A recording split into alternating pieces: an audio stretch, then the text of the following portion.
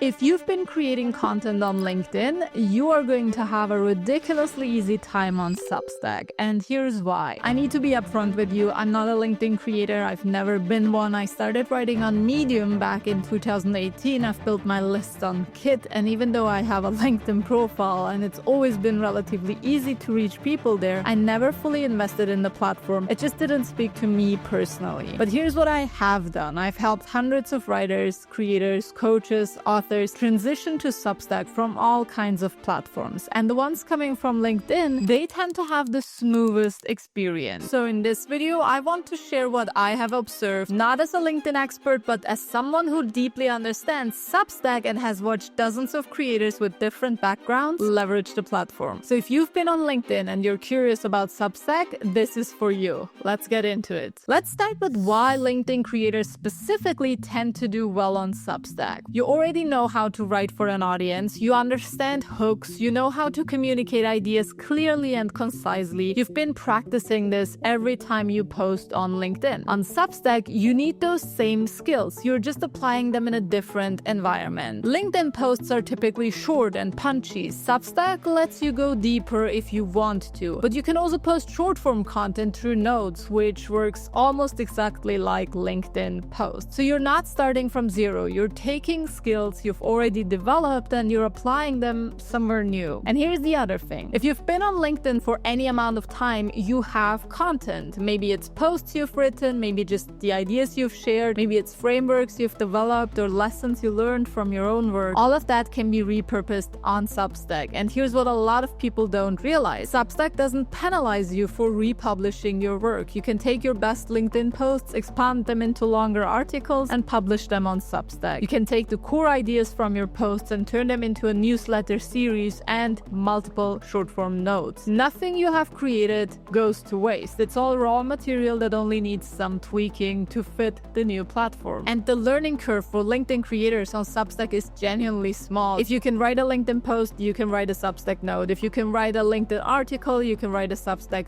post. The editor is simple. The publishing process is very straightforward. Most LinkedIn creators I've observed get comfortable on Substack within just a week or two. It's not a massive shift. It's more like adding a new tool to your existing toolkit. Now let me address the elephant in the room. Why would you even consider adding another platform when LinkedIn is already working for you, right? Now I've been talking to a lot of creators lately and there's a recurring theme. People are feeling uncertain about most platforms. They're noticing that their posts aren't reaching as many people as they used to. They're working just as hard but seeing different results. Now I can't speak to this from personal experience on LinkedIn because I haven't been posting actively, but the pattern sounds very familiar to what I have experienced on Medium and what other people have been telling me about Instagram, X, and many other platforms. And the truth is, platforms evolve, algorithms change, and what has worked last year might not work the same way right now. And here's what Substack offers that LinkedIn doesn't. It's building an email list you own. When someone subscribes to your Substack, you basically get their email address. You can export it anytime, you can back it up, and if you ever want to move to a different platform or use a different email tool, you can take your subscribers with you. So this really isn't about abandoning LinkedIn or any other platform. It's about building a backup. Think of it like an insurance policy, a foundation that doesn't depend on any single platform's algorithm. Now, I've been running my list on Kit for 6 years. When I added Substack to the mix, it became a growth engine that